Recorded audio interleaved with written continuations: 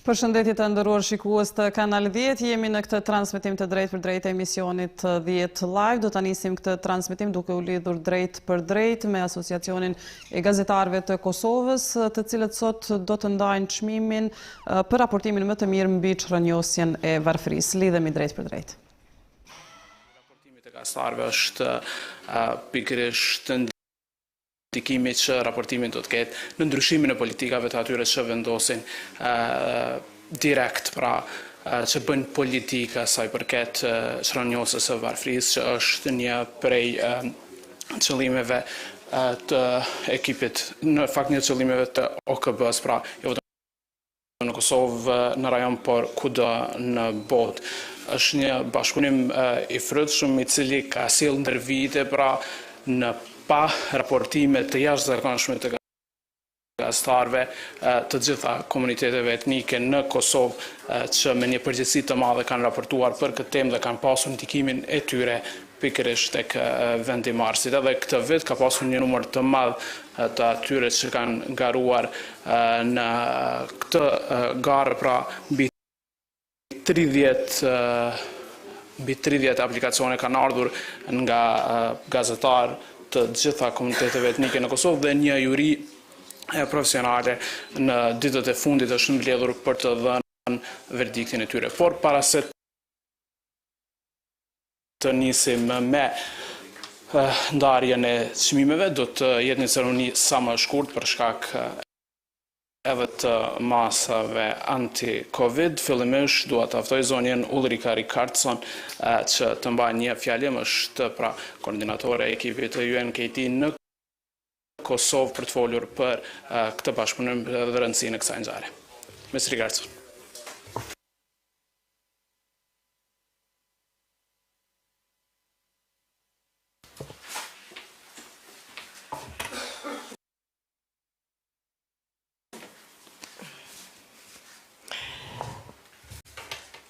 Mirdita, Dobrodan.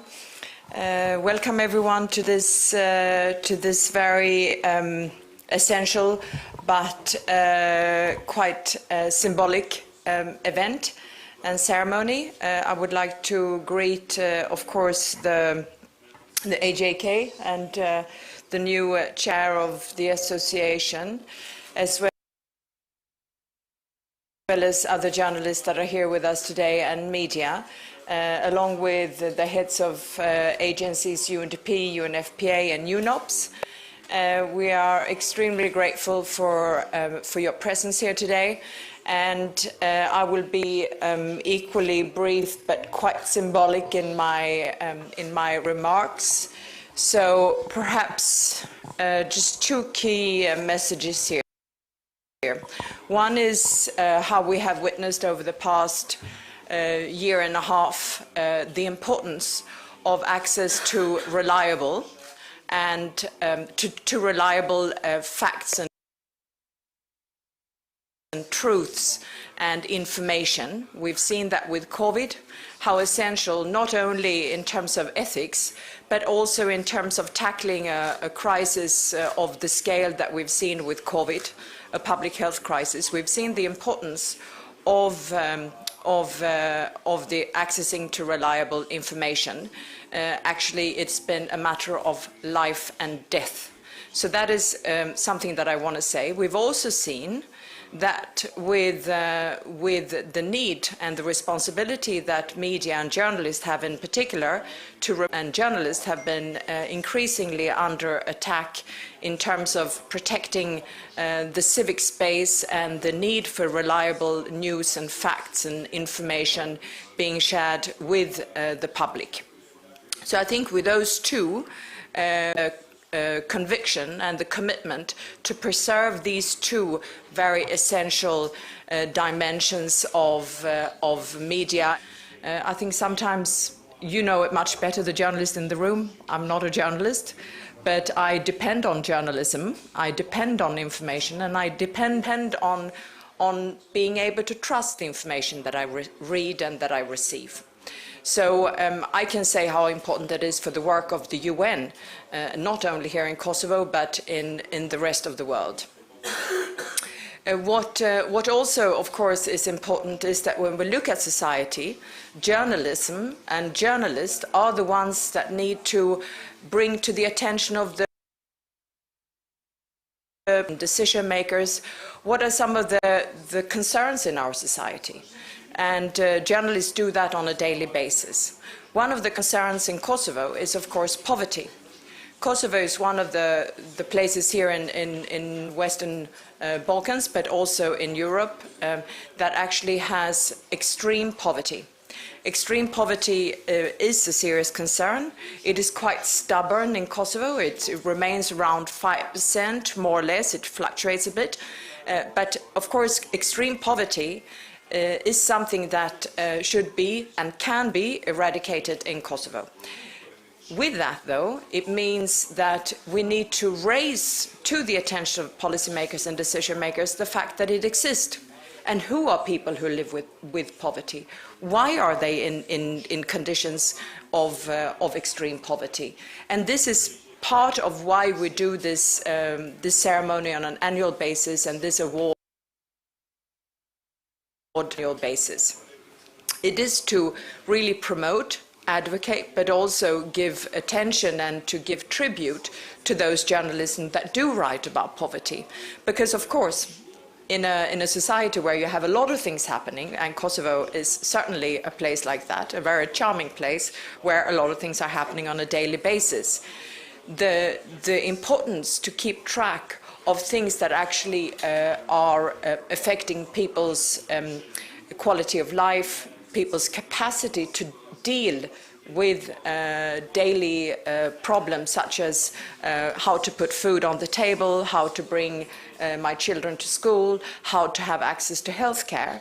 In a situation like that, it is very important to keep focus and keep the attention also on these issues of concern in terms of poverty. So with that, I would like to again thank the organizers, the association, jury, and this year we had a very objective jury, as we've had always, but very diverse jury. And I know that the jury has worked hard, and I also know that we will see some very interesting examples of how journalism can bring to the fore the concerns and aspects and dimensions of poverty. Because as we know, poverty can have many faces. Poverty can look very differently. So that is also what we will see today in the awards that we will hand out later during the ceremony. So with that, I would like to thank everyone again for being here, and again for the very serious and hard work of the jury that have allowed us to today be able to hand out the awards to very professional journalism, but also able to win any awards for joining and for participating in this ceremony to bring poverty up to the forefront of societal debate and dialogue. Thank you so very much.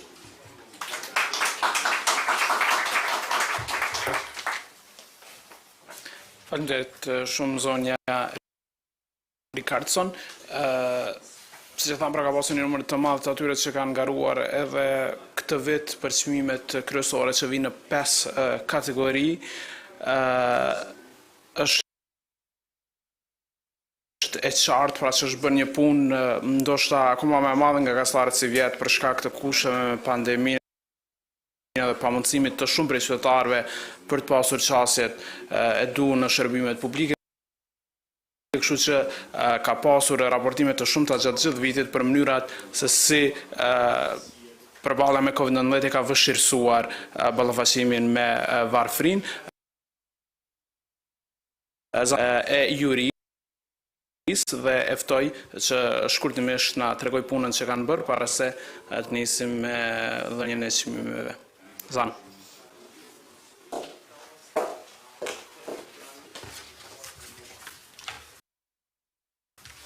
Përshëndetje të nderuar gazetar, përfaqësues të organizatave të ndryshme, po heqi maskën se harrova.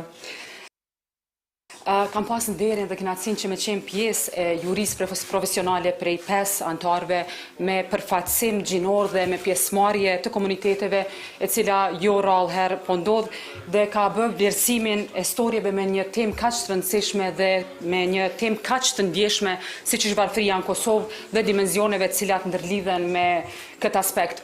Sot një grup i vogël i gazetarësh në Kosovë merren me këtë temë, trajtojnë temën e varfërisë, andaj aplikimet që kemi pas mundësinë me i vlerësu këtë vit, me të vërtet na bëjnë optimist dhe inkurajues që numri i gazetarëve të cilë do të trajtojnë këtë temë do të rritet.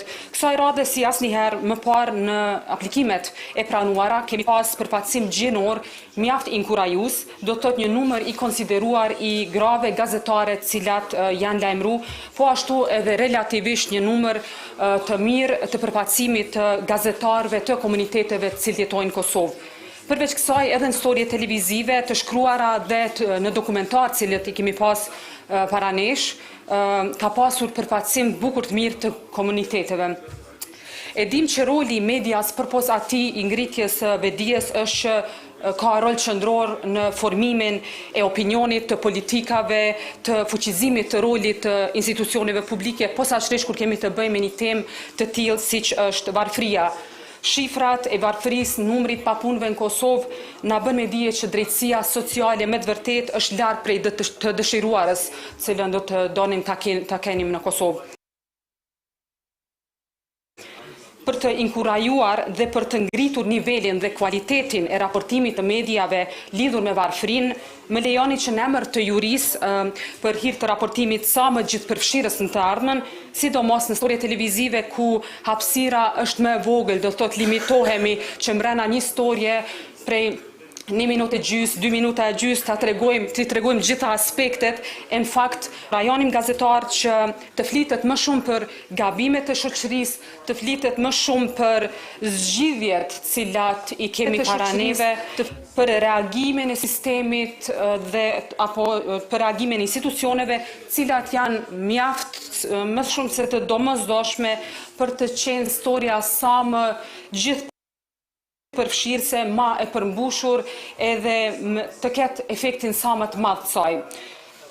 Këto janë disa prej aspekteve ku ka pas mangësi, sidomos te këto storjet e shkurta televizive, cilat gazetarët duhet ndoshta t'i përgatisin aty për aty gjatë ditës edhe është e pamundur mi pas krejt elemente ndonjëherë. E dim që si gazetar shpesh arritja tek zyrtar institucional është shumë i vështirë, do të thotë është vështirë të arrishat ta marrësh brenda ditës, po besoj që pritja për këtë reagim institucional e ka rolin e vet kyç në llogaridhënie. Përndryshe këtë vit në kategorinë audiostorja më e mirë kemi pas vetëm një aplikim dhe përkundër kësaj që ka qenë vetëm një aplikim i vetëm, ne kemi vendosur që ta vlerësojmë këtë për shkak se i ka përmbushur kriteret dhe po ashtu për hir të ngritjes vredijës dhe inkurajimit të gazetarëve, audiogazetarëve që të raportojnë për varfërinë. Për fund, shpresoj dhe dëshiroj që media të kenë fokus të veçantë dhe kontinuitet të raportimit mbi tema të tilla me qëllim të rritjes vedijes për pabarazinë sociale dhe për njerëzit të cilët që njerëzit të marrin asistencën e duhur e cila edhe ju përket. Faleminderit.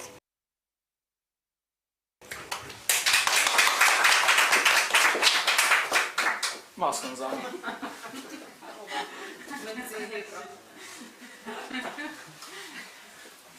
Faleminderit shumë Zana, siç e tha dhe zonja Cimili, pra ka pasur raportim të shumtë i cili është sensitiv dhe janë shumë faktorë që duhet marrë parasysh kur raportohet për varfërinë, duke pasur parasysh edhe efektin që mund të ketë tek të përfshirët, kryesisht tek fëmijët, që është pra një aspekt për të cilin gazetarët kanë shumë kujdes në momentin që raportojnë për këtë temë. Çmimet janë pranë 5 kategori, do të fillojmë me çmimin e parë, do t'i shohim bashkë si zakonisht nominimet, pastaj një nga përfaqësuesit e agjencive të OKB-s në Kosovë do të ndajë çmimin. Kategoria e parë është storia e shkruar më e mirë online. I bie këtë herë për shkak se nuk shtypet asnjë gazetë në Kosovë. Dhe do të shohim fillimisht të gjitha ata që kanë nominuar, që kanë garuar, dhe pastaj do ta ftojmë zonjen Maria Soko, përfaqësuese e përhershme e NDP-s për ta dhënë çmimin. Për shohim fillimisht nominimin.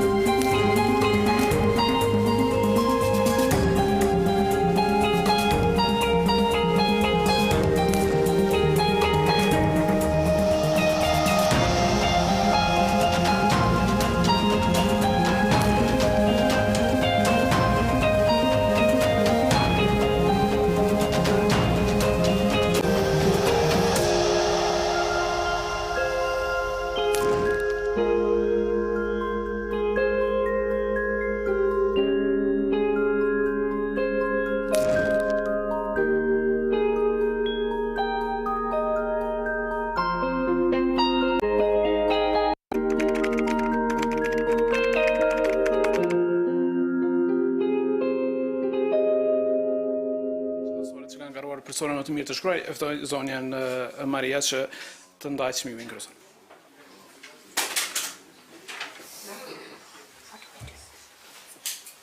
Just invite.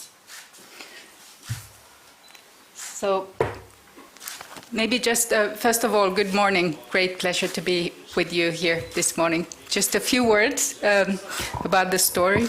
I think what started as a health crisis, COVID, really turned into a very multidimensional crisis that has affected all areas of life.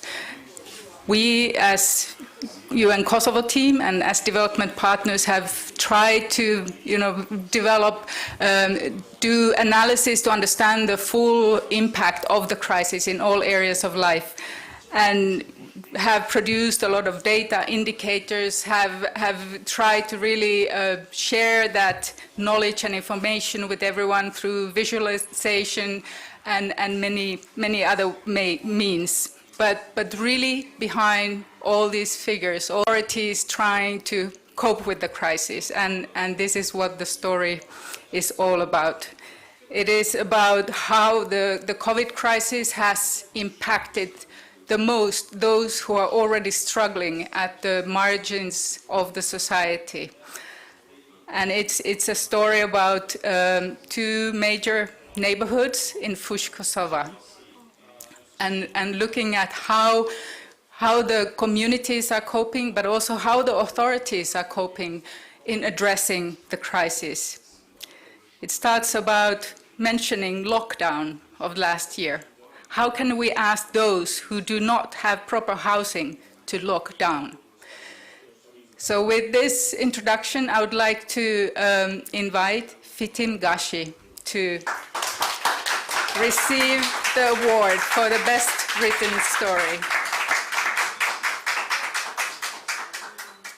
Thank you very much. Congratulations. Thank you very much. Thank you. Shkurtimisht pak se mund. Atëherë faleminderit, përshëndetje për të gjithë. Thirrja kryesore në botë pas përhapjes së pandemisë ishte rrinin në shtëpi dhe respektoni masat anti-Covid. Për fatkeqësisht kjo ishte pamundur për shumë familje në Kosovë që kanë mungesë rrehimi dhe mungesë të kushteve elementare për jetesë. Si zakonisht, kategoritë më të prekura janë ato të marginalizuara të komuniteteve jo shumicë në Kosovë. E shpërthimi i pandemisë vetëm sa ka thelluar gjendjen e tyre socio-ekonomike. Nëpërmjet storit që kam trajtuar e që është përblyer sot, jam munduar që të hedh dritë mbi problematikën e strehimit, duke sjellë rastet më përfaqësuese këtu në Kosovë. Prandaj, ky është problem për mua është një nder i madh dhe ju falenderit juris. Falenderit. Falenderit shumë.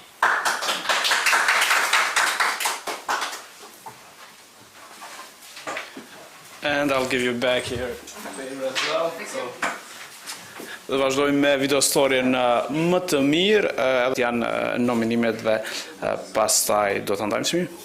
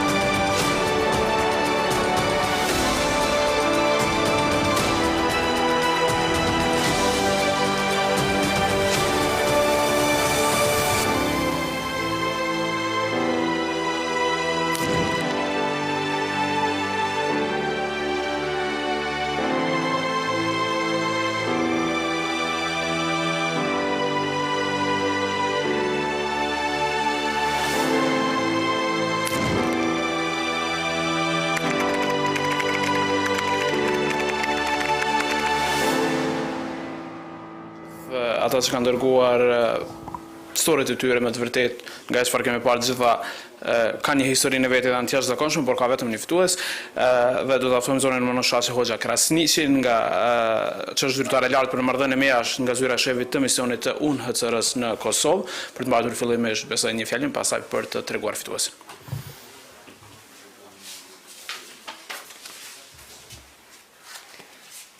Good morning, So, on behalf of the Office of the Chief of Mission of UNHCR in Pristina, I'm honored today to present the prize for the best short video. I commend and praise all the journalists there for their continuous and tireless work for raising awareness among, raising awareness and highlighting the poverty cases that directly or indirectly will trigger actions in society and decision makers towards its reduction and ideally its eradication. This year's winner is a story of Miss Genta Zainullahu which has touched personally myself and my colleagues at UNHCR, that pictures a life of a young couple that are from a Rai community and that they live in an improvised open construction site that they have just recently somehow closed it, and it shows the difficulties and risks that they face in their day-to-day life. It also pictures that the Ms. Zainullahu has also reported on the support from the municipality, from the authorities that they could provide the 6-month rent for assistance for the family, but they have to identify themselves the accommodation. But due to stigmatization and prejudging of the society, they are not able to even identify such location or accommodation to rent. So we have immediately started to contact our partners, the UNHCR partners, to try and find at least a durable solution, ideally for the family of Miss Leonita. With this, I would also like to encourage all the journalists to strive for correct, factual, and appropriate reporting. Thank you.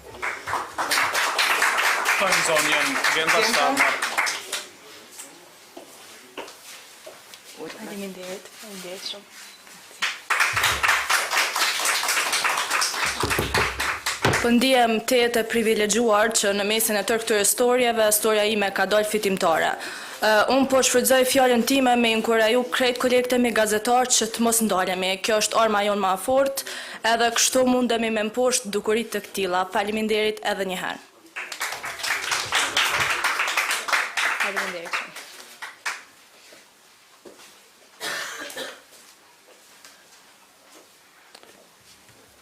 Edhe kjo story është nga një televizion lokal në Gjakov, televizioni Syri, që tregon edhe gjithë përfshirjen e këtij eventi. Do të vazhdojmë me çmimin e radhës, i cili është për dokumentarin më të mirë, edhe këtu ka pasur konkurrencë si zakonisht. Këtë çmim do ta ndajë zoti Bryndën Kirën, që është shef i zyrës së UNOPS-it në Kosovë. Please. Sorry, it happens. First we'll have the nominees, Vesel.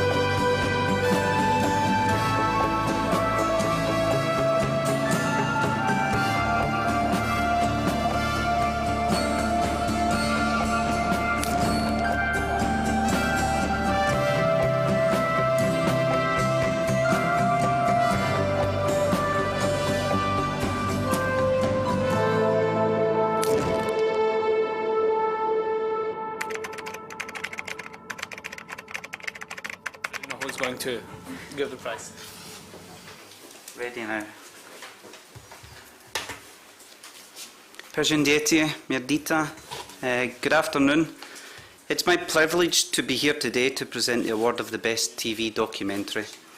The United Nations and the Universal Declaration of Human Rights reminds us that human rights are rights that are there for everyone, regardless of age, gender, ethnicity, race, belief or religion, sexual orientation or property.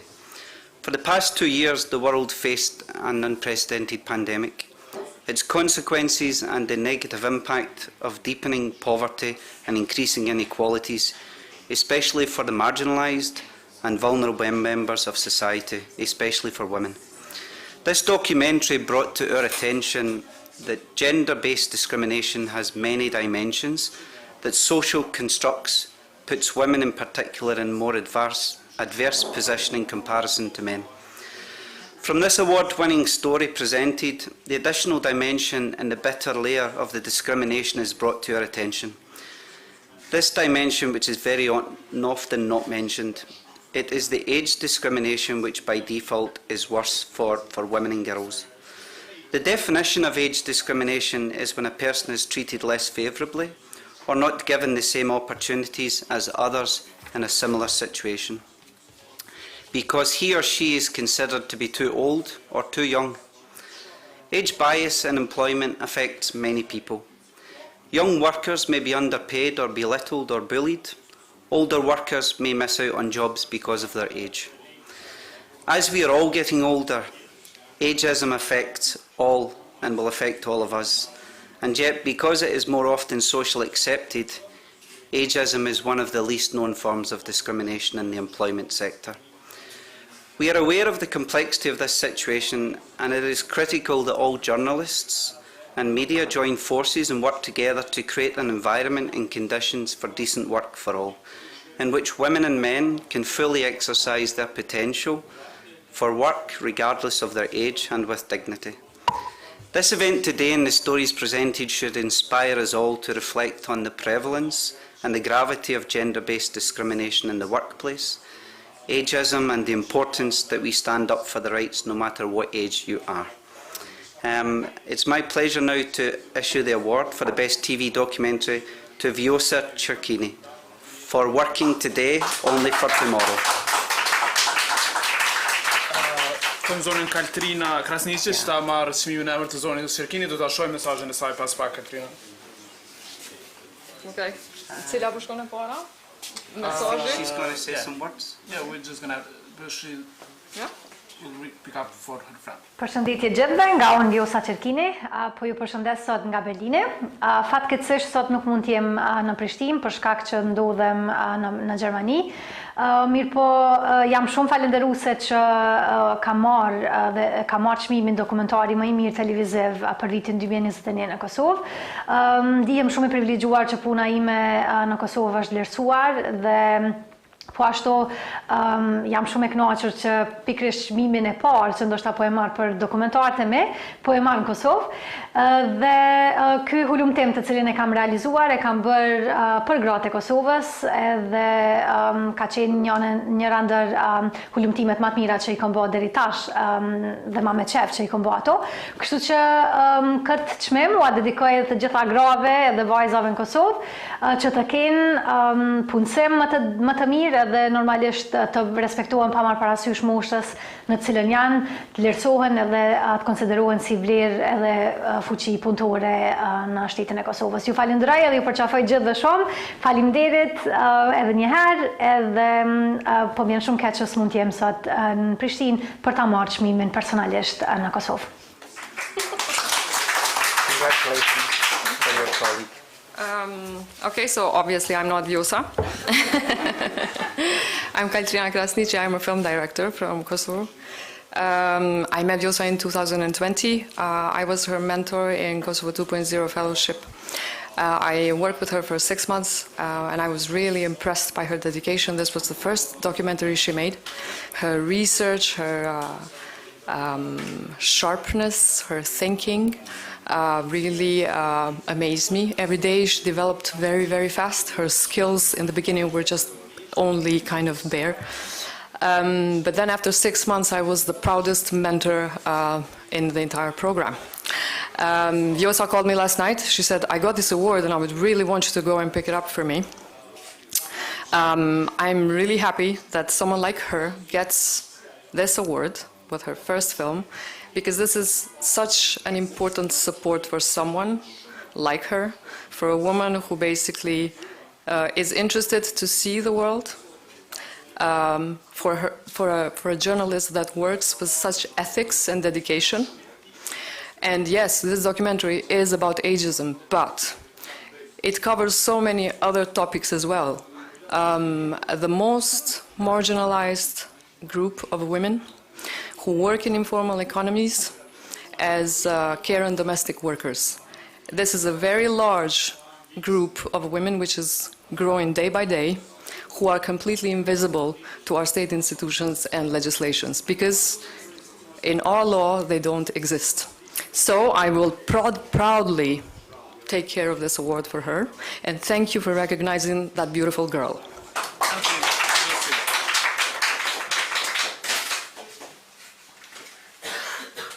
Faleminderit Kaltrina.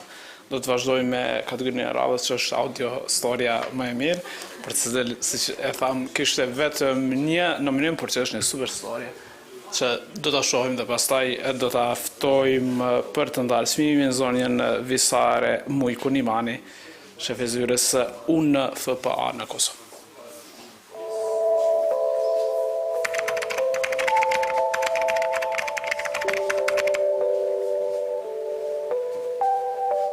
Никаква помощ немам, никакво прибање, ништа, никако иш бед. Може ли да се живи за 130 евро?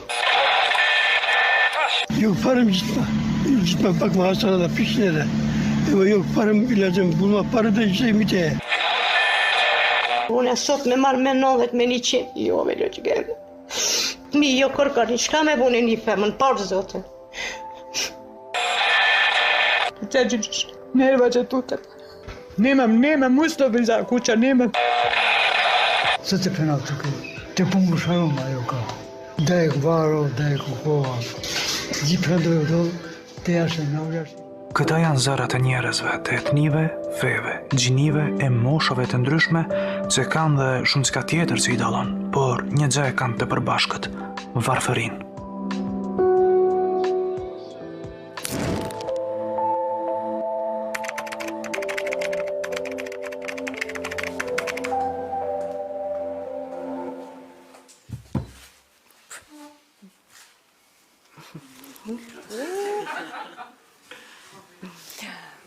Përshëndetje. Kam nderin edhe kënaqësinë të jem edhe sot mesin e juaj dhe ta ndaj çmimin i cili flet shumë. Flet për fat të keq, për gjuhën e përbashkët të gjithë këta persona që i ndëgjuar kanë, gjuhën e varfënisë, po dhe thirrjen që e bëjnë që t'i ndihmojmë. Thras edhe njëherë juve gazetarëve që keni një rol jashtëzakonisht madh, jo vetëm shoqërinë kosovare, po flas edhe globalisht në ngritjen e çështjeve të tilla dhe të jetë zëri i këtyre njerëzve të cilët po kërkojnë ndihmë. E uroj dhe përgëzoj fituesin dhe e ftoj që të marr zotin Denis Galushin.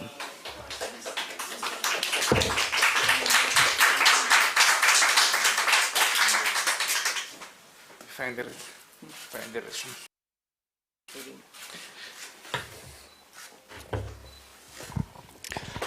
I nderuar kryetari i Asociacionit Gazetarëve të Kosovës, zotëri Reza, të nderuar anëtarë të bordit të AGK-s, të nderuar përfaqësues të organizatave ndërkombëtare që jeni këtu në Kosovë.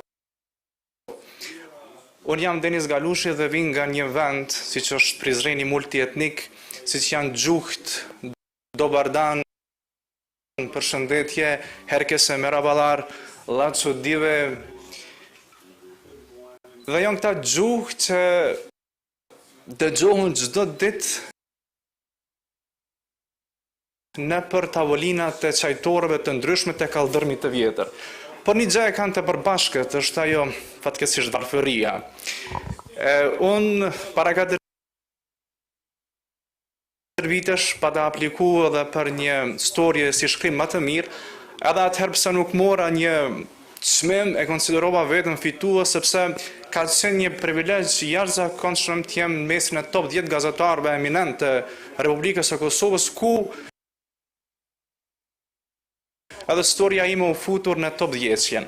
Ndërsa tani, pas 4 vitesh, ndihem shumë krenar dhe i privilegjuar që audiostoria më e mirë, në këtë rast nga Radio Kosova Shpallët e imja, dhe inkurajoj të gjithë gazetarët, e sidomos gazetarët e komuniteteve, që mos ta kufizojnë veten dhe të bëjnë konkurrencë mesin e tyre, por le të konkurrojnë dhe të bëjnë konkurrencë mesin e të tjerëve, sepse në Kosovë ne mund të kemi emra të ndryshme, por çka është më rëndësi, mbi emrin e kemi Republikë Kosovë. Ndërsa edhe një minut për endaj, për marri kohën, sot është edhe një ditë e veçantë. Para 2 ditësh e pata ditëlindjen ku marr urimet të ndryshme. Urimet me gjas kanë qenë të sinqerta dhe të gjithë thonin Denis suksese dhe ja sot po vjen një sukses, por kjo nuk është më aq më rëndësi, sa është më rëndësi që sot të thuhet që sot është 5 nëntori, dita botërore e gjuhës rome. Prandaj, nëse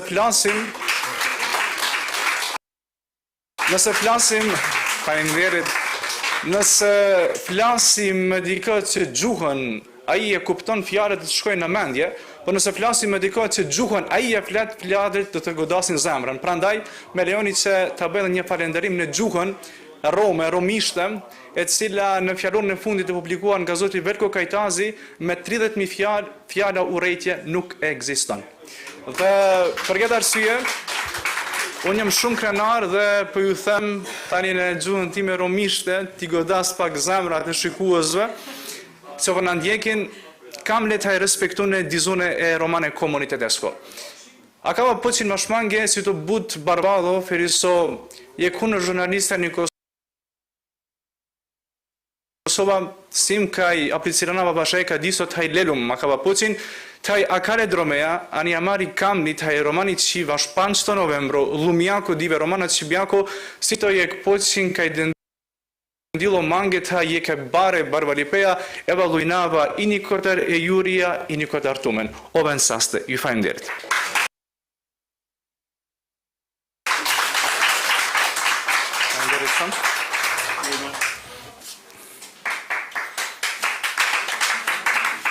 Fajnderit. Shumërime Denis, falenderit për fjalimin inspirues. Jemi në fund tek e fundit kategorisë, është fotografia më e mirë, do të shohim si zakonisht fillimisht nominimet dhe pastaj do të aftojmë së regjisorin Ulrika Rikardsson për të ndarë këtë çmim.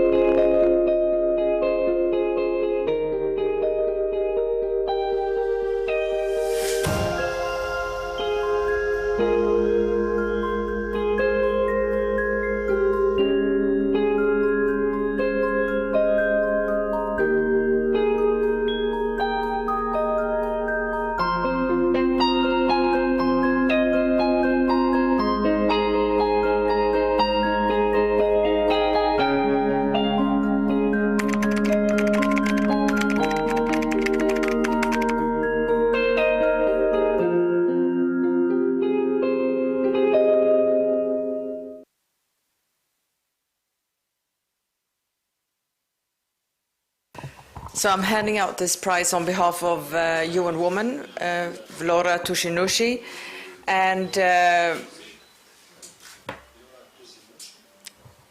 I must say that when you look at photos and images, you all know the expression, an image says more than 1,000 words, and I think when you see that, you tend to agree with that.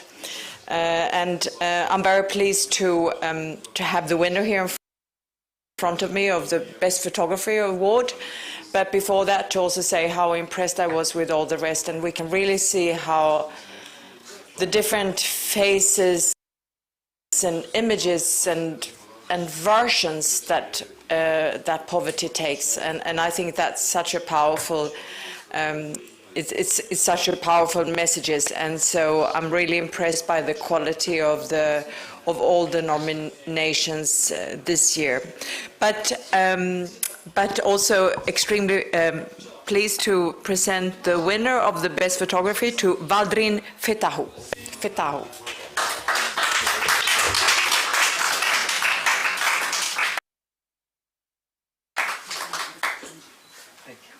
Thank you. Thank you so much. Thank you.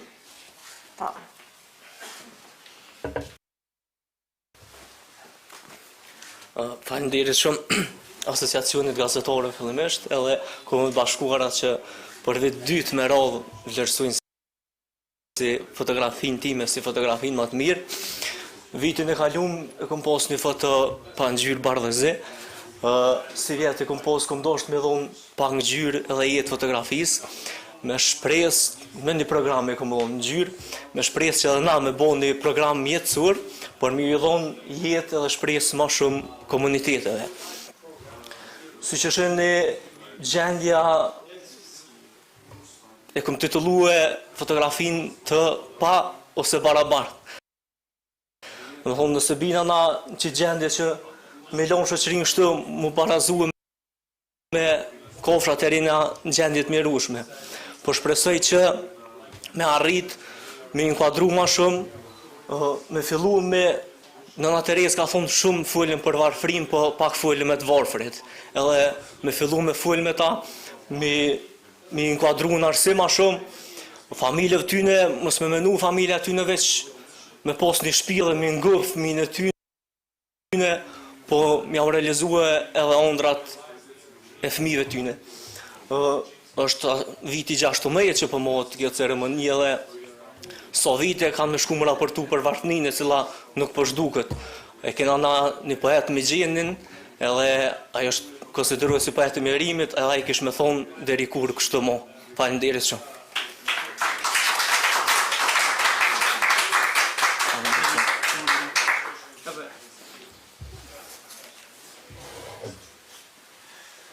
Urime Valdrin.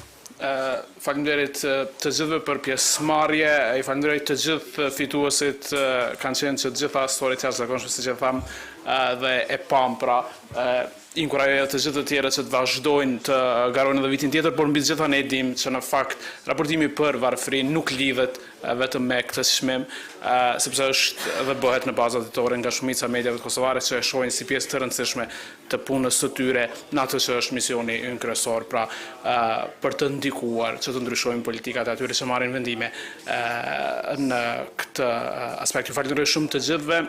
Do t'i ftojnë në fund, kjo është fundi kësaj ceremonie, ka një koktej në afërsi në Margo për gjithë ju që keni kohë dhe jeni të interesuar nga AGK dhe UNKT. Në fund i ftoj fituesit për një fotografi të përbashkët. Faleminderit.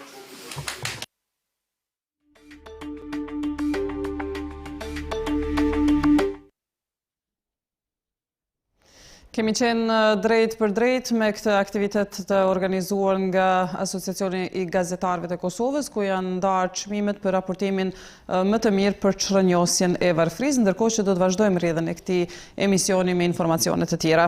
Sot është bërë një vit prej kur ish presidenti i Kosovës, Hashim Thaçi, ish kryetari i parlamentit Kadri Veseli, Jakub Krasniqi dhe ish deputeti Recep Selimi u transferuan në qendrën e paraburgimit në Hag. Aktakuza ndaj Jakub Krasniqit dhe Recep Selimit u konfirmua me datë 4 nëntor të vitit 2020, ndërsa një ditë pas e njëjta gjë ndodhi edhe Kadri Veselit e Hashim Thaçit, i cili po atë ditë dha dorëheqje nga posti i presidentit.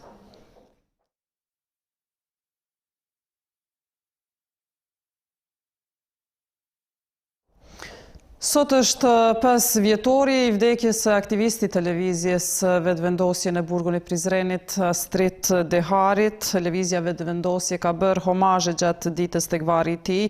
I pranishëm ka qenë aty edhe kryeministri i vendit Albin Kurti. Ata po ashtu kanë bërë thirrje që aktivistët dhe simpatizantët e televizjes vetëvendosje në orën 20 të ndezin nga pasqirin në balkonet e shtëpive apo banesave të tyre në përkujtim të jetës dhe veprës së aktivistit Astrit Dehari. Sot janë mbushur 5 vjet pa Astritin. Me shumë dhembje e mall, por edhe me shumë dashuri dhe krenari e kujtojmë për punën, angazhimin, kontributin dhe sakrificën e tij. 5 vjet pa Astritin janë edhe 5 vjet pa drejtësi për Astritin. Ai u mbyt në burg, në burgun e Prizrenit me 5 nëntor të vitit 2016 dhe sot e kësaj dite ne nuk mund të jemi të qetë përderisa nuk ka drejtësi për Astritin, përderisa përgjegjësit nuk janë gjykuar e dënuar dhe përderisa nuk është zbardhur në plotëni e vërteta për të. Astritin e kemi pasur shok të ngushtë, i cili ka qenë shembull për të gjithë neve me aktivitetin, dashamirësinë dhe organizimin që ka bërë. Ne ja kemi borxh edhe Astritit, por edhe qytetarëve të Republikës drejtësinë për Astritin. Duhet të bëjmë e do të bëjmë reforma të thella në sistemin e drejtësisë, edhe për viktimat e krimeve të kryera gjatë luftës nga Serbia, edhe për viktimat e krimit organizuar e korrupsionit, edhe për viktimat e krimit politik, çfarë ishte edhe mbytja e Astritit në burg. Lavdi Astrit Deharit dhe të gjithë dëshmorëve të kombit. Unë vetëm mund të mbështes këto fjalë dhe të falenderoj gjithë të pranishmit që kanë ardhur në këtë përvjetor të rënies së Astritit dhe njëherit mund të drejtohem prokurorisë në emër të familjes dhe në emër gjithë pranishmeve dhe qytetarëve të Kosovës që të mos i zvarritin rastet siç i kanë zvarritur deri tash dhe ta zbardhin sa më shpejt këtë rast dhe gjitha rastet që duhet të zbardhen në Kosovë. Ju falenderit.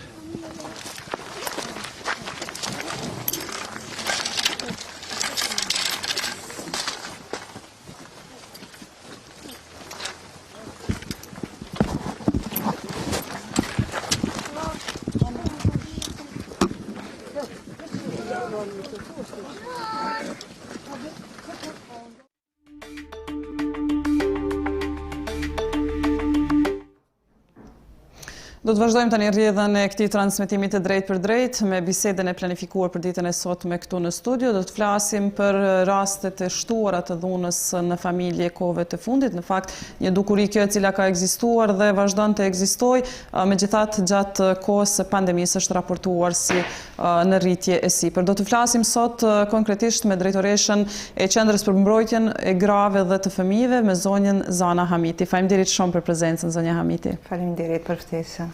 Zonja Hamiti, ashtu si që thash në fillim, pra dhuna ka ekzistuar dhe sigurisht që edhe do të ekzistoj, por gjatë kësaj kohë është raportuar për shtim të rasteve. Si e keni parë ju këtë pjesën nëse mund të ndajmë në kohën e pandemisë dhe më herët? Është rrit vetdia të themi e personave për të raportuar apo vërtet janë rritur rastet? Pikërisht që she tha që dhuna ka qenë, ka ekzistuar dhe ekziston, s'mujt ta ndalim, mirë po ndoshta synimi ynë është t'i vetëdijsojmë popullatën, ta raportojnë dhunën dhe numri i rasteve të dhunës të zvogëlohet. Siç e dim, pandemia ka qenë faktori global për ngritjen e numrit të rasteve të dhunës. Sigurisht që ky faktor edhe te ne ka ndikuar që rastet e dhunës në familje të kenë një shtim. Ju e përmendët se është faktor i shtimit të numrit të rasteve vetëdijsimi i tyre apo është dhuna në rritje. Nuk kisha mund të them një konkludim ta ceku njërën apo tjetrën, si që përmendëm pasi që edhe pandemia është njëri prej faktorëve kryesor që këto 2 vitet e fundit ka një rritje të numrit të rasteve që kanë raportuar, mirë po është edhe arsye edhe të vetëdijsimi.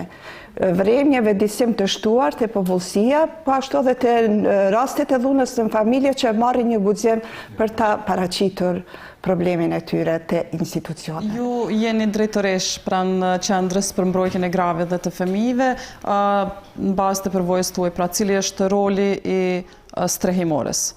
Dhe si funksionon? Strehimorja në regionin e Prishtinës i përkrah të viktimat e regionit Prishtinës që këtu nënkupton janë 6 komuna, duke filluar nga kryeqyteti, Podujeva, Fushë Kosova, Lipjani, Obiliqe, Drenasi.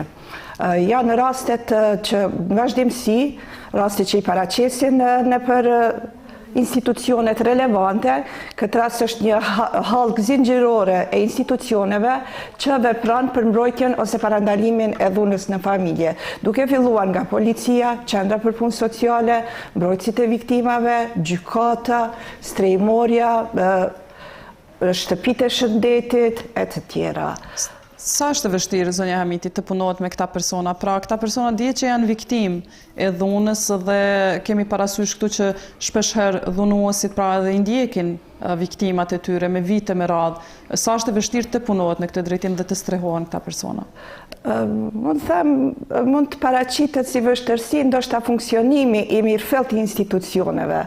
Po tjetë një funksionim i mirëfillt, atëherë hallka zinxhirore funksionon mirë dhe viktima mund të rrihet deri te reintegrimi. Mirë, po shpesh herë një hasim në këto mos funksionime siç duhet, edhe viktima prap është rast recidiv. Te ne kemi shpesh herë çuçi përmend edhe ju dhunuesi vazhdimisht e keq trajton viktimen. Nëse asaj viktime nuk i bëhet një zgjidhje afatgjate, ajo viktimë është recidive, që do të thotë rikthehet prapë në ciklin, po. Paraqet dhunën, kërkon strehim, nuk i bëhet zgjidhje, kthehet prapë te dhunuesi, ky është një cikël i dhunës. Nëse flasim konkretisht për strehimoren, ku ju jeni drejtore, çfarë shërbime ofron strehimorja? Pra si funksionon për brenda? Çfarë trajtime ju ofroni? Sigurisht ato kanë nevojë më shumë për trajtime ndoshta psikologjike. Fillimisht, çka ofroni ju si qendër? Është vërtet se shumica prej popullatës nuk e din ndoshta edhe rolin e funksionimit të strehimores. Pra nuk është në pyetje vetëm të strehohen për të qenë të sigurt, por sigurisht edhe për të reintegruar në shoqëri. Sakt. Strehimorja është vendi kur viktima e përjeton dhunën dhe e gjen strehimin, e gjen akomodimin edhe një qetësi shpirtërore te ne. Te ne ofron shërbime 24 orëshe, nënkupton prej akomodimit, ushqim, veshmbathje, medikamente, këshilla juridike, këshilla mjekësore, seansa psikologjike, trajtime psikosociale e kështu me radhë. Deri në fazën e reintegrimit, kur kjo pjesë është pak më sfidë. Cila është pika më sfiduese gjatë punës me këta persona? Si që të ka pika më sfiduese është se përveç gjitha shërbimeve që i ofron strehimore, ajo e ka një kohë caktuar që duhet të qëndrojë aty dhe të reintegrohet qoftë në familje, qoftë në shoqëri. Kjo pjesë është më sfiduese, se pas gjitha atyre shërbimeve që i merr në strehimore, çka më tutje? Prapë të kthehet në ciklin e dhunës, kjo nuk është zgjidhje. Atëherë duhet të bëhet diçka në strukturat më të larta shtetërore. Po exemple të bëhen banesa sociale, t'ju sigurohet vend pune, që nuk i kemi. Pikërisht, pjesa më sfiduese është reintegrimi i viktimave. Cili është bashkëpunimi mes institucioneve relevante dhe këtyre strehimoreve, sepse ka edhe të tjera të tilla, apo jo? Mundohemi pikërisht në këtë pikën se përveç të shërbimeve direkte që kemi me viktima, me Ministrinë e Punës e Mirëqenies Sociale, në këtë rast tash është Ministria Financave, Transfereve dhe Punës, kemi një licencë që jemi të licencuar si organizata po ashtu edhe stafi, dhe kemi një përkraje financiare që nuk i mbulon të gjitha shpenzimet 24 orëshe për viktimat. Mirë po, kemi bashkëpunim të mirë edhe me komunat e regionit, këtë rast po e ciku komunën e Prishtinës, prej të cilës e kemi edhe objektin që shfrytëzojmë pa qira, dhe në Të ardhmen jemi duke planifikuar tash me ministrin në detyrë që është në vërtet drejtorin e drejtorisë mirëqenies në komunën e Prishtinës. Kemi bërë disa plane pikrisht për avansimin e viktimave në jetë, për integrimin e tyre. Të shohim se sa do të na funksionojë. Unë zbulova ndoshta pa bërë publike edhe zoti Dreni. Një lajm i mirë sigurisht, kështu që ja vlen të bëhet publik. Pikrisht pasi edhe më dha rasti se këto ditë shpejt besoj se do të lansohet edhe ajo platformë për të cilën ka punuar shumë zoti Dren, po besoj që do t'jetë shumë e mirë së ardhëm për viktima. Në këtë rast ne kemi një bashkëpunim që t'ja u referojmë rastet të cilat kanë qenë të strehuarat e ne dhe duhet ju bëjmë zgjidhje për integrim në shoqëri.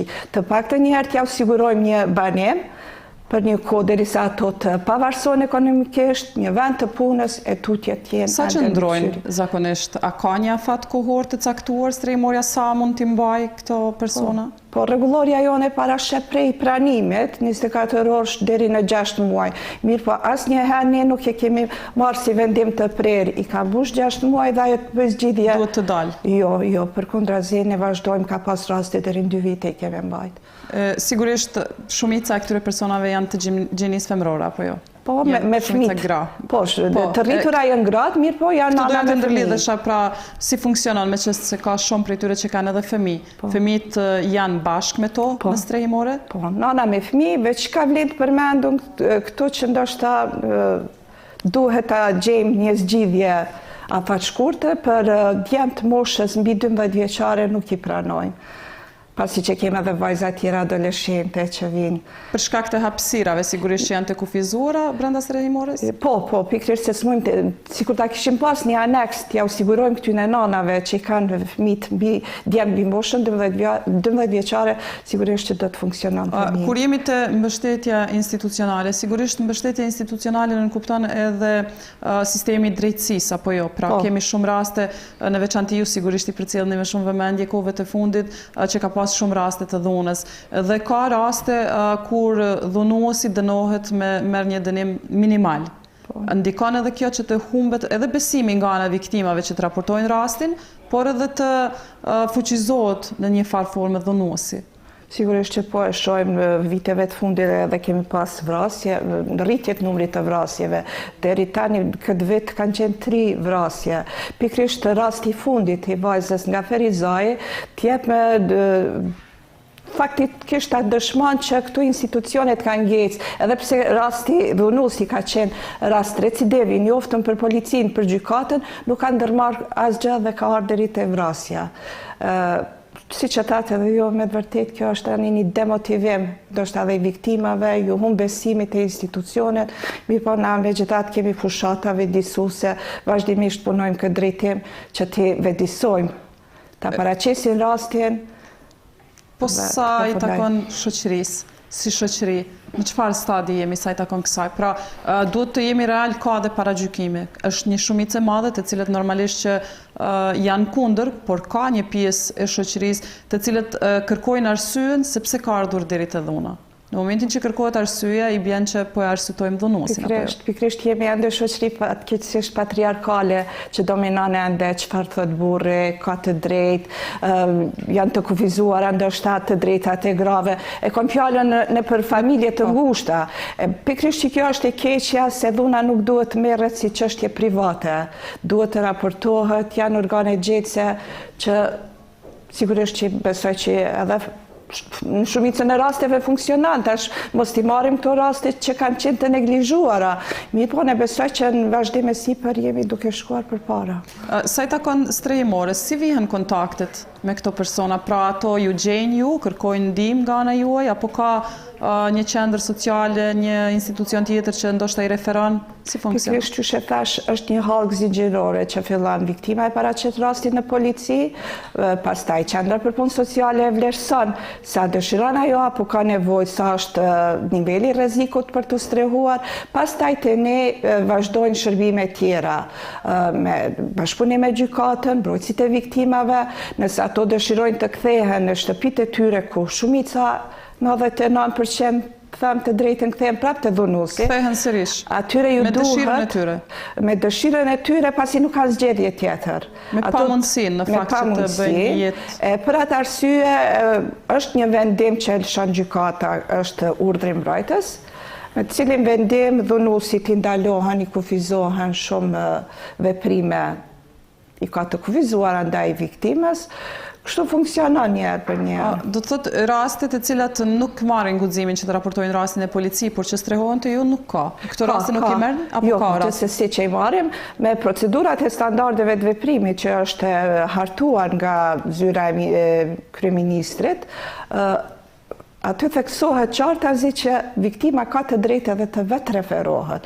Ka raste që vetë referohen, numrat tanë të telefonit, dhe ne i vazhdojmë pastaj procedura tjera. Paraqesin në polici, janë tjera, po ka dhe raste që nuk dojnë fare ta bëjnë. Kjo është pak ma vështirë se institucionet tani e neglizhojnë këtë rast. Nuk e marrin, nuk është i rajonit tyne, pastaj duhet ta përfaqësojnë gjykata, pak ma me vështërsi funksionan të këto raste. Po me gjithat një në rrugë nuk i lem, kështu që... A ka raste kur këto gra janë këthyr sërish tek familja e më pas kanë ardhur sërish të kjo? Pra nuk kanë pas mundësi ta përballojnë për herën e dytë dhe sërish janë këthyr? Po, që shqetësika pak më heret, nëse këtyne rasteve nuk i bëhet një zgjidhje afat gjate, këto raste përsëri është cikli i përsëritjes dhunës raste recidive. Sigurisht që kemi randa vitin ndodh 3-4 herë rastet e njëjtat kthehen. Sa është e vështirë pjesa psikologjike të themi e punës me këta persona? Është e vështirë, mirë po ato momentin kur janë larg dhunës, e ka një siguri dhe puna nga stafi profesional, psikologe që kemi punëtore sociale, sigurisht që atyre ja u lehtëson dhe ja u ngrit vetbesimin për të marrë vendime tutje për jetën e tyre. Po për vetë strehimorën, ndoshta edhe për ju personalisht, sa është e vështirë? Pra, ka raste kur ndoshta mund të jeni edhe të kërcënuar nga dhunuesit, të cilët ndoshta mund ta dinë që ish bashkëshortja që ndron tek ju ose diçka e tillë. Po, kemi pas raste, po jo drejt për drejt kërcënohen ose të vinë te objekti ku jemi. Objekti ndoshta edhe nuk është vështirë të gjendet, mirë po na nuk kemi ndonjë plakat ose edhe pse kemi ndoshta në zonë urbane, vendodhje nuk ka ndodhur që dikush na kërcënojë ose të vite dera. Viktimat sigurisht që ndihet e kërcënuar, mirë po pa u siguruar me urdhër mbrojtje me ato procedurat gjyqësore nuk i lejojmë të dalin, ose pa përcjelljen tonë, nëse ka vizita mjekësore, ka takime në qendrën për punë sociale, patjetër që ka mu përcjell ose nga stafi ose nga policia e Kosovës. Po komunikimi me jashtë ju lejohet këtyre personave, pra kanë mundësi me telefon të themi të komunikojnë? Po sigurisht. Marrin mesazhe të tilla? Kanë linje, sigurisht që ju lejohet telefonatat aty, po mbi këshyrje të stafit, se ndonjëherë ndoshta ato dëshiren për të komunikuar, shpesh herë kanë pendohen, duke ditë se sigurisht s'ka ku kthehet, ka më kthy prapë te ai dhunuesi, don me rregullu terrenin për më kthy prapë, mirë po ne vlerësojmë se sa e ka rrezikun çajo telefonat, edhe sigurisht që e bindim që i duhet një kohë derisa të telefonoj. Po patjetër ato bëjnë biseda, marrin këshilla pi familjarëve, pi familjeve biologjike, shqetëse këtë edhe ju më herët është ndoshta një përparësi e madhe apo një ngritje vetdijes se kohëve të fundit familjet biologjike i përkrahen shumë. Sa është e rëndësishme në fakt përkraja familjes? Ne kemi shumë raste kur viktimat nuk e marrin guximin për të dalë dhe për të raportuar rastin pikërisht për shkak të familjes. Po, pikërisht se është ende që ta shoqëria patriarkale dojnë ende ta mbrojnë derin e familjes, mirë po jo kohëve të fundit ka ndryshuar kjo mendësi. Ndodh që përkrah shumicën e rasteve si tash na nuk e dimë edhe sa raportohen, sa ka raste të dhunës se nuk raportohen fare. Sigurisht që këto zgjedhen mes familjeve. Është e vërtetë që kanë shumë përkraje nga familjarët e tyre. Nëse flasim konkretisht për strehimorën tuaj, ka pasur rritje të rasteve gjatë kësaj periudhe dhe sa gra mund të strehohen tek ju? Saktë, më ta them edhe këta. Do të kisha përmend ndoshta statistikat prej vitit para pandemisë, para fillimit të pandemisë, në 2019 ka pas një numër dukshëm rritje të rasteve, 114 raste kanë qenë brenda vitit. Raste të reja? Apo jo? Po, rastet reja që kanë qenë streume gjatë vitit 2019. Pastaj, me paraqitjen e pandemisë, çuditërisht kërkesa për strehim ka ra. Sigurisht aty kanë ndiku frika për infektim, ato na e kishin frikën edhe në rrugë me dalë. Ka marrë gjithë vëmendjen të themi pandemia dhe... Po, pikrisht, mirë po rastet kanë qenë në rritje. Këto që ka mujnë ndoshta mi bo si vlerësim, e kisha përmend qysh në këtë kohë rastet që kanë pas kriza, që kanë pas nevoj për këshilla, që kanë pas nevoj për strehim, këto i kanë kry përmes rrjeteve sociale që kemi na, bisedave telefonike, mund të them që ndoshta që ato raste që ishin strehuar kanë kërku këshilla përmes telefonatave. Pra, ju ofroni edhe ndihmë online? Përmes telefonatave? Përmes telefonatave, ende nuk kemi ndonjë platformë, edhe pse me rrjetin e grave është lansu një platformë ku ju mundsohet viktimave qasja për këshilla, mirë po duke ditë nivelin e shkollimit tyre, ndoshta edhe hezitimin, edhe plot prej viktimave nuk kanë mjete teknologjisë, nuk kanë laptop, nuk kanë telefona që mund të kyqen, ose nuk e kanë guximin të kyqen para dhunusit. Mirë po me telefonata po dhe funksionan shumë mirë. Ju bashkëpunoni me strehimorët e tjera në përqendrat e tjera? Po, kemi një bashkëpunim shumë të mirë, do që rastet, do nga njëherë edhe të mos kemi vend se beta pa ju përgjigjë kësaj pjesës të pyetjes juj, kapaciteti i strehimorës tonë është 20 shtretër për njëherë. Nuk ka ndodhur që ne t'i refuzojmë viktimat, vetëm në raste nëse viktima është një rrezikume dhe nuk ka dashur të qëndrojë në Prishtinë, në lokacionin e Prishtinës, atëherë, po ndërlidhna me këtë që e thatë ju bashkëpunimi me strehimore tjera, kemi një bashkëpunim të mirë që këto raste që nuk ndihen të sigurta në Prishtinë, atëherë me marrëveshje i transferojnë në përqendra tjera.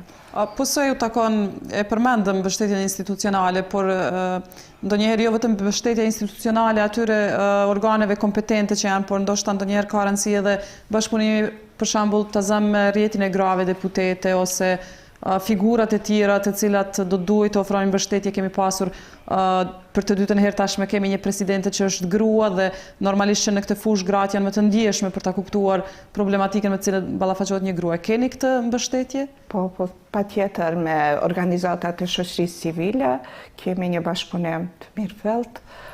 Ndodhë që rastet që shqetëseket ju nuk dëshirojnë për institucione, ka rastet që shkojnë e paraqesin rastin pikrisht e rrjeti grave.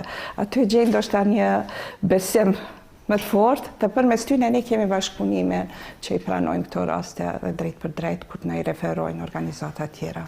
A do duhej të kishte fushat më të madhe vetëdijsuese sa i takon dhunës në familje dhe të forcojë sistemi i drejtësisë në përgjithësi, jo vetëm për këto raste? Pikrisht, unë mendoj dhe besoj që plot tjerë mendojnë që edukata për rastet për shtimin e dhunës në familje duhet të paraqitet qysh në kurrikulat e shkollës, nivelit të edukimit të hershëm, qysh në nivelin parashkollor. Do të thotë edhe pse kanë disa lande edukat qytetare ku shtjellohen këto temat të ketë më tepër, që edukimi të mirë qysh në fazën e hershme. Ju thatë që faktorët janë të ndryshëm dhe sigurisht nuk do të him të kjo pjesë, sepse duhet bisede gjatë për të shtjelluar të gjitha, por duhet një opinion sigurisht juajin. A fillon gjithçka tek familja dhe a kanë gratë mbështetjen për njëna tjetrën në nivelin e duhur që do duhet të ishte? Pra, qoftë gratë në familje, gratë e rrethit më të largët, shoqet mes vete? Unë besoj që duhet të ngritet ende kjo vetëdia. Gruaja ta përkra ma tepër, që që thatë ju edhe tash e kemi edhe presidentën, ndoshta që do të bënë shtytje më tepër ka këto procese, kemi ministrin e drejtësisë që punon shumë në këtë drejtim. Është presidente që përkra iniciativat e tilla shpesh. Është me vërtet, ne kemi pas disa vizitat, një pas një është me prej ministrës të drejtësisë, e cila çdo herë përveç që të motivon, shpreh edhe gatishmërinë për përkraje, të shohim na e cekam edhe pak më herët, ne si organizata jo qeveritare e kemi sfidën më të madhe ndoshta te qëndrueshmëria financiare. Shpesh herë përballem me fillimin e vitit të ri, kur nuk kemi mjete si të funksionojmë.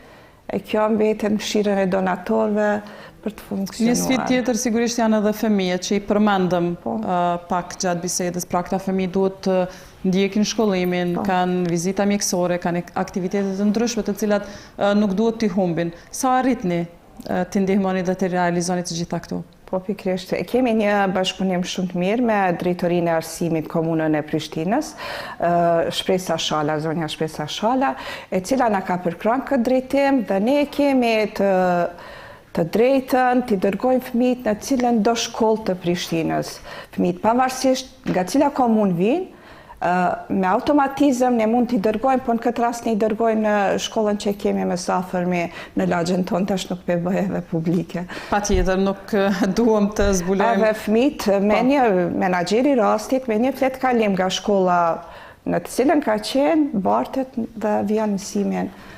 Zonja Hamiti, ju falenderoj jashtëzakonisht shumë për krejt opinionet dhe për krejt informacionet. Nuk e di nëse kishit dëshirë të shtoni diçka si mesazh të fundit ndoshta për këto gra dhe për këto viktima, sepse viktima shpesh janë edhe fëmijët, apo jo?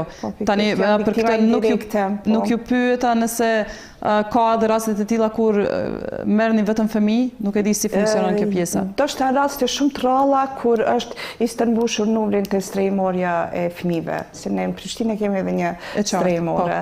Atëherë po, bëjmë edhe për fëmijë. Po. E sa për mesazhun kisha thënë që ta raportojnë dhunën, sepse besoj që qoftë jo edhe nga viktima ose dikush, po ta raportojnë edhe nga fëmijë apo një i afërt, cili do qoftë se do të marrin shërbimet e duhura. A ka raste të tilla kur qoftë fëmijë, qoftë ndoshta edhe vetë familjarët të cilët jetojnë me ata persona, raportojnë raste të dhunës? Ka raste edhe pse hezitojnë se nuk dojnë me u zbulu. Për mu ka qenë pak e çuditshme kur një rast prej Gjermani e ka raportuar rastin. Ka qenë në ngjarje sigurisht për situatën. Ka qenë ngjarje për situatën në njërin prej komunave të regionit Prishtinës, edhe ka kërkuar që unë të inicoj pasi që familjarët e tyre nuk e marrin guximin. Edhe është e vërtetë se ka funksionuar shumë mirë. Ju falenderoj shumë edhe njerë, zonja Hamiti. Ishim pra të nderuar shikues në këtë bisedë të drejt për drejt me drejtoren e Qendrës për mbrojtjen e grave dhe të fëmijëve për regionin e Prishtinës me zonjën Zana Hamiti. Ndërkohë vazhdojmë me informacione dhe me një material tjetër të njëjtën. Kryeministri i vendit Albin Kurti dhe kryetari i kuvendit Glauk Konjufsa kanë kritikuar Bashkimin Evropian për mos liberalizimin e vizave dhe zgjerimin e integrimit evropian për Kosovën.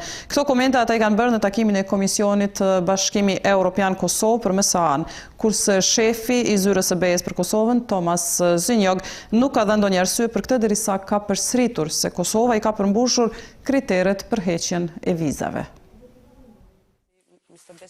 Krerët e institucioneve të Kosovës kanë adresuar kritika ndaj Bashkimit Evropian për mos liberalizimin e vizave. Një gjë e tillë është thënë në takimin e 7 të Komisionit Parlamentar për Stabilizim Asociem ndërmjet Kosovës dhe BE-s. Kryeministri i vendit Albin Kurti ka thënë se Kosova është duke punuar drejt integrimit evropian dhe i duhet ndihma nga Bashkimi Evropian. Bllokimi i vendimit për hapjen e negociatave ndërinstitucionale për arritjen e vendimit për liberalizimin e vizave për qytetarët e Kosovës nga Këshilli është veprim i padrejtë dhe dritshkurtër.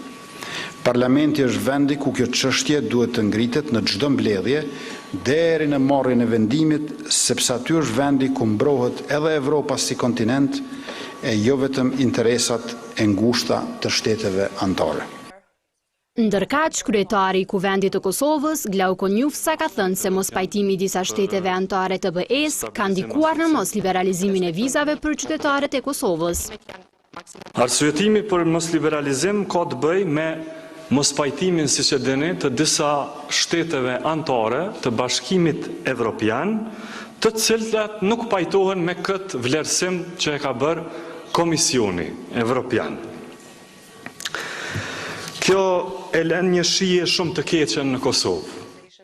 Nga ana tjetër, shefi i zyrës së BE-s në Prishtinë, Tomas Zinjog, Ka përsëritur deklaratat e zyrtarëve të Brukselit se Kosova i ka përmbushur kriteret, por që nuk ka dhënë një përgjigje konkrete për mos liberalizimin e vizave.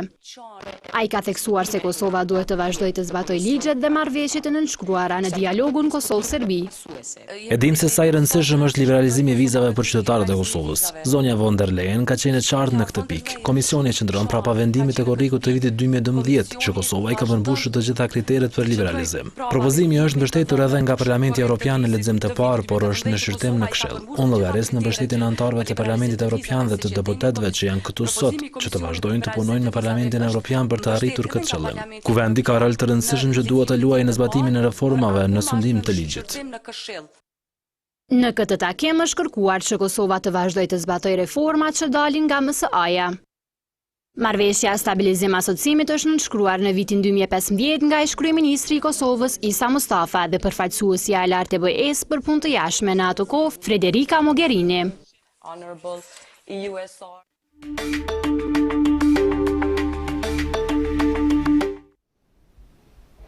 Të nderuar shikues, këtu po e mbyllim këtë transmetim të drejt për drejt emisionit 10 live. Faleminderit që keni qenë bashkë me ne përgjatë këtyre minutave. Bashkë, mirupafshim.